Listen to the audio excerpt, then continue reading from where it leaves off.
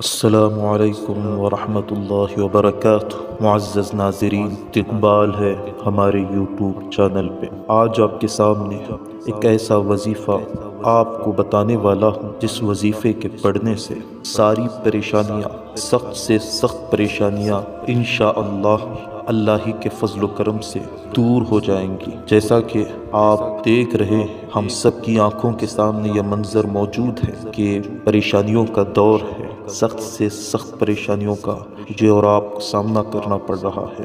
ایک طرف بیماری کا ڈر اور خوف ستا رہا ہے اور دوسری طرف روزی روٹی کا مسئلہ ہے۔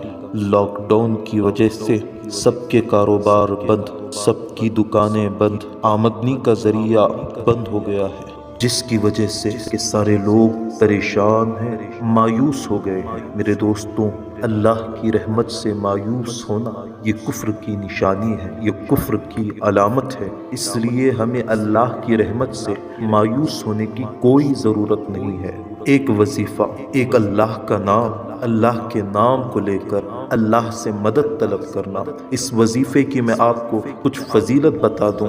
حضرت زید رضی اللہ تعالیٰ عنہ حضور پاک صلی اللہ علیہ وسلم کے صحابی ہیں۔ وہ ایک جگہ سفر کر رہے تھے، راستے میں منافق ملا، اس منافق نے بھی آپ کا ساتھ، وہ منافق بھی آپ کے ساتھ ہو گیا۔ ایک جگہ آپ آرام کر رہے تھے تو اس منافق نے دھوکے سے حضرت زید رضی اللہ تعالیٰ عنہ کو قید کر دیا اور اس نے کہا کہ اب میں آپ کو مار دوں گا، قتل کر دوں گا۔ حضرت زید نے پوچھا کہ میرا قصور کیا ہے؟ اس نے کہا قصور تیرا کچھ بھی نہیں ہے، لیکن تو محمد مصطفیٰ صلی اللہ علیہ وسلم کا صحابی ہے، محبوب ہے۔ اگر میں تجھے مار دوں گا، تجھے قتل کر دوں گا تو محمد صلی اللہ علیہ وسلم کو تکلیف ہوگی۔ اس منافق نے حضرت زید تلوار تانی تو حضرت زید فوراً اللہ کی طرف متوجہ ہوتے ہیں اور اس وظیفے کو پڑھتے ہیں۔ وہ وظیفہ کیا ہے؟ حضرت زید کی زبان سے نکلتا ہے، یا رحمان اغثنی، یا رحمان اغثنی، یا رحمان اغثنی، جس کا معنی یہ ہے اے رحمان میری فریاد رسی کر، اے رحمان میری مدد کر۔ حضرت زید اللہ کے اس نام کو پکارتے ہیں، ادھر حضرت زید کی زبان سے لفظ نکلا، ادھر منافق کے کانوں میں آواز آتی ہے، خبردار اس کو قتل نہ کرنا۔ منافق گھبرا کر باہر نکلتا ہے، دائیں بائیں دیکھتا ہے، کوئی نظر نہیں، پھر اندر آتا ہے، پھر وہی آواز آتی ہے، خبردار ہو جا، اسے قتل نہ کرنا۔ منافق پھر باہر نکل کے دیکھتا ہے، کوئی نظر نہیں آتا۔ تیسری بار پھر منافق تلوار اٹھاتا ہے، پھر ہاتف غیبی سے آواز آتی ہے، خبردار اس پر تلوار نہ چلانا، اسے قتل نہ کرنا۔ اب منافق پورے غضب جوش کے ساتھ، غصے کے ساتھ باہر نکلتا ہے، آخر کون مجھے پکار رہا ہے؟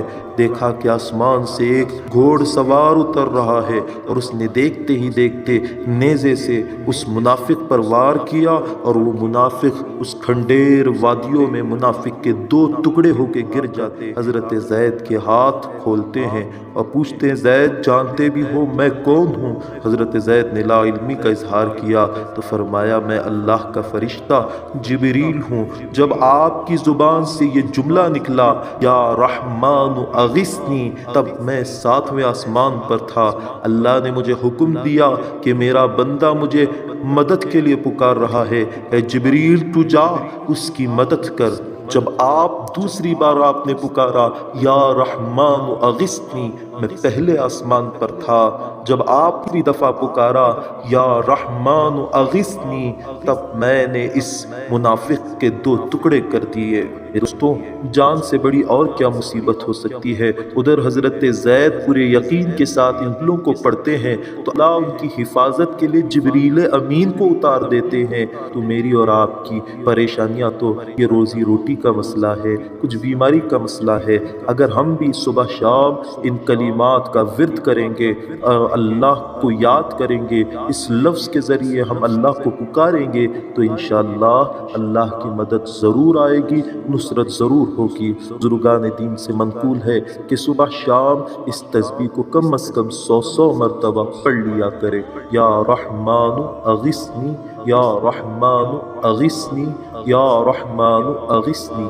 اس کا ترجمہ ذہن میں رکھ کر پڑھا کریں، اللہ اے رحمان میری فریاد رسی کر، اے رحمان میری مدد کر، تو انشاءاللہ ساری مصیبتیں ختم ہو جائیں گی۔ اللہ سے دعا کریں، اللہ تعالی ہمیں اپنی ذات کا یقین عطا فرمائے۔ السلام